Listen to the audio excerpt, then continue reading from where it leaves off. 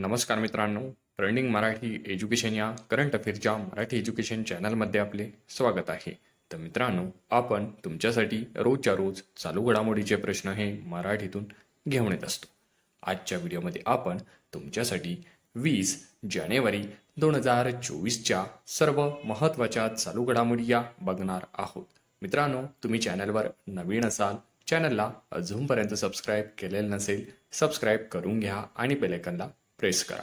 म्हणजेच प्रत्येक दिवसाच्या चालू घडामोडीच्या व्हिडिओची नोटिफिकेशन तुम्हाला सर्वात आधी मिळून जाईल. तर चला वेळ न घालवता आपण व्हिडिओला सुरुवात करूया. 19 वर्षाखालील क्रिकेट वर्ल्ड कप स्पर्धा 2024 कोणत्या देशात सुरू होत आहे? तर या प्रश्नाचं उत्तर आहे ऑप्शन क्रमांक 1 दक्षिण आफ्रिका.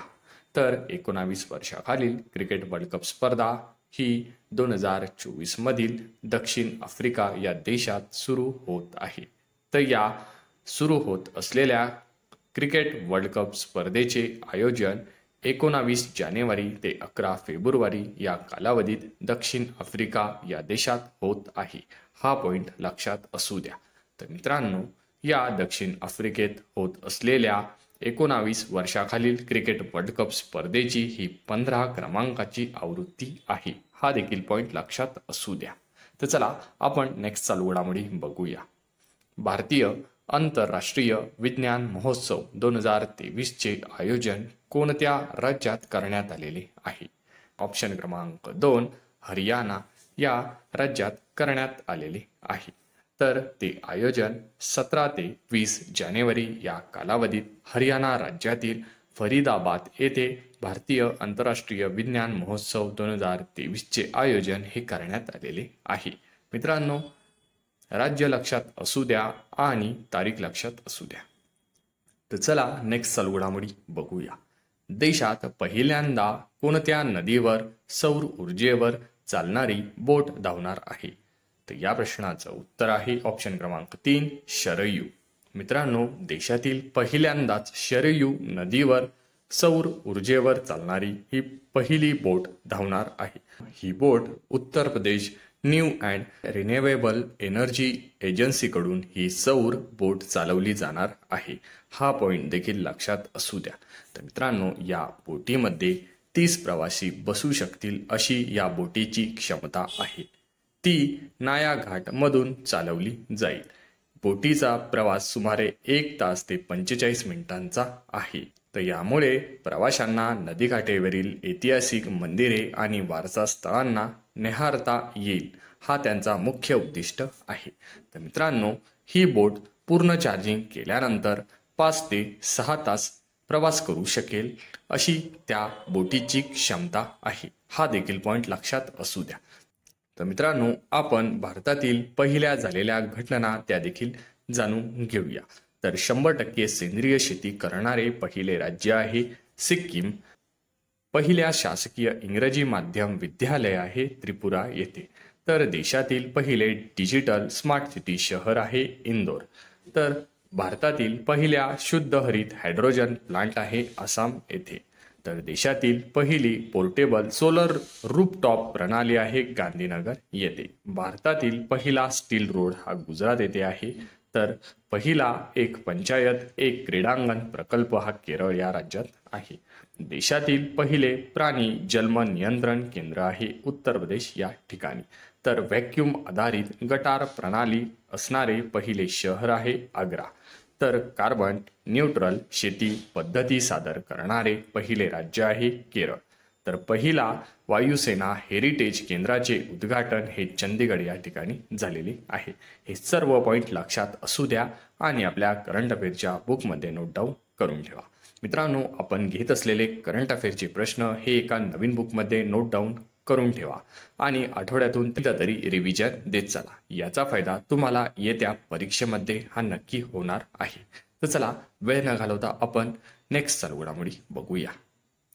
कोणाच्या हस्ते राम मंदिरावरील टपाल तिकिटाचे नुकतेच प्रकाशन करण्यात आलेले आहे? तर या प्रश्नाचं उत्तर आहे ऑप्शन क्रमांक 4 नरेंद्र मोदी. तर नरेंद्र मोदी यांच्या हस्ते राम मंदिरावरील टपाल तिकिटाचे नुकतेच प्रकाशन हे करण्यात आलेले आहे. तर या तिकिटात राम मंदिर, भगवान गणेश, भगवान हनुमान, जटायू, केवल राज, मां शबरी यासह टपाल तिकिटांचा समावेश आहे. तर मित्रांनो, भारत तसेच अमेरिकेसह एकूण 21 देशांमध्ये भगवान रामावरील टपाल तिकीट हे जारी करण्यात आलेले आहे. हा देखील पॉइंट लक्षात असू द्या. तर चला नेक्स्ट चालू घडामोडी बघूया. केंद्रीय शिक्षण मंत्रालयाच्या नवीन मार्गदर्शक तत्वानुसार किती वर्षाखालील विद्यार्थ्यांना कोचिंग संस्थेत प्रवेशबंदी घालण्यात आलेली आहे? तर या प्रश्नाचं उत्तर आहे ऑप्शन क्रमांक 1 16. केंद्रीय शिक्षण मंत्रालयाच्या मार्गदर्शक तत्वानुसार 16 वर्षाखालील विद्यार्थ्यांना कोचिंग संस्थेत प्रवेशबंदी ही घालण्यात आलेली आहे.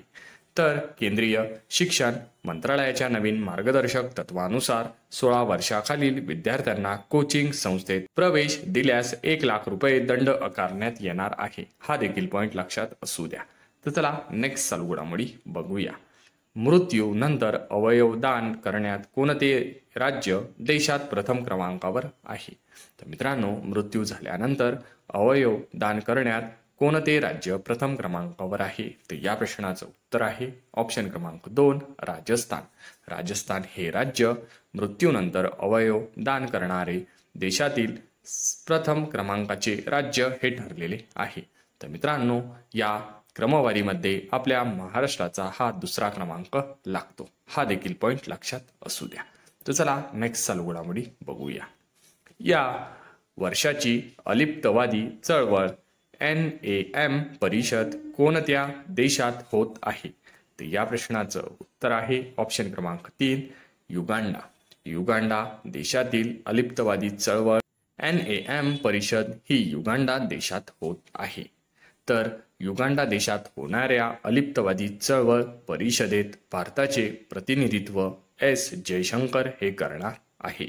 या अलिप्तवादी चळवळ परिषदेत 120 देश सहभागी होणार आहे. हा देखील पॉइंट लक्षात असू द्या. तर चला नेक्स्ट चालू घडामोडी बघूया. आसाम राज्याच्या सर्वोच्च पुरस्कार आसाम वैभव पुरस्कार 2023-24 साठी कोणाला जाहीर झालेला आहे?